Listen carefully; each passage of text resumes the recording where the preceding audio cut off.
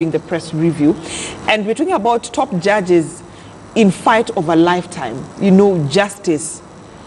These are men and women that the judiciary is looking up, that Kenyans are looking up to, but they're the same people now who are being accused of corruption. So clearly it means that there is nowhere that's clean in this country.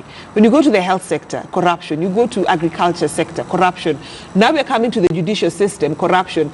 Recently we had allegations within the premises of parliament, in terms of, those allegations of corruption, members being bribed to kill the sugar report.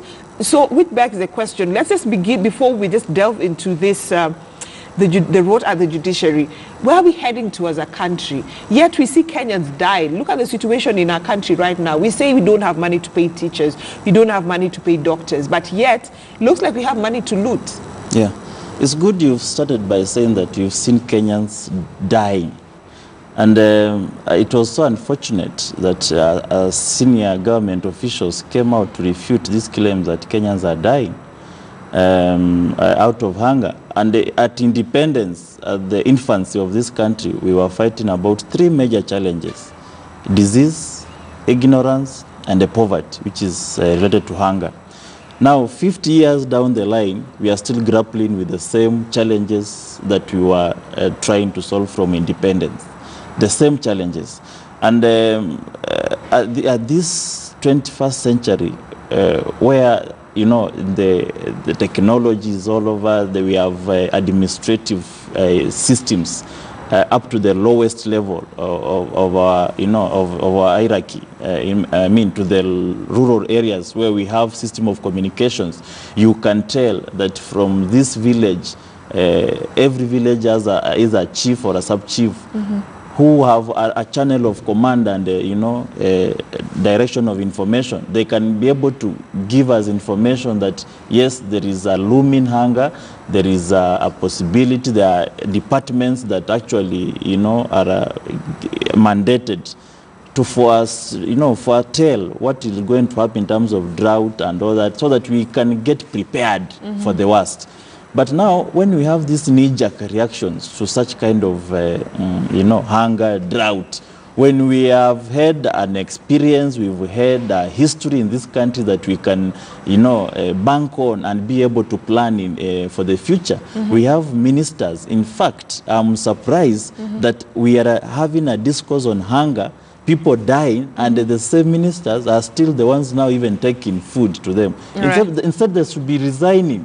You saw because what happened. The situation. Yes, you saw what happened in Egypt the other day. Yeah. A train crashed, and the person in charge resigned. And that minister was not the driver of the train, was not the conductor, was not even the owner of the train, but he resigned just by a matter of principle.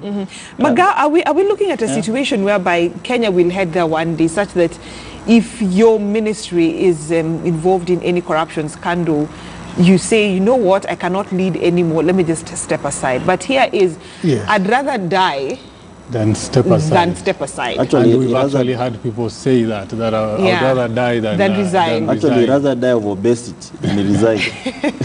It is a funny country we live in, and that is why I would like to urge Kenyans out there to stand with the president in this fight against corruption. As to whether it's sincere or not, only time will tell. But this is the most critical and the most important thing that the president has to do. We don't really care much about the other four agendas. If we can deliver on these ones, then we are in a good place. We can start from there. Corruption is a major scourge. I can tell you there is no single office that you will walk into in this country without being asked for a bribe. And that's the reason as to why we have to borrow to fund our projects, because you're saying we don't have money. Yet we have Kenyans are like, we don't have money, but you have money for looting. It is so easy to see the correlations between our problems and corruption. Okay. The other day we were talking about dams here. Today we are talking about scarcity of water. We were talking about dams for irrigation, so on and so forth. Galana Kulalu. Yes, in Tana River. Tana River county is one of those facing starvation. We of course know that drought and starvation is a perennial problem. It is not rocket science. We should be able to plan ahead. But then what happens? All the money that is set aside for disaster management goes into people's pockets. And then these people will run to us at the end of the day when they are being investigated and tell us the DCI is compromised, the DPP is compromised, we are being targeted.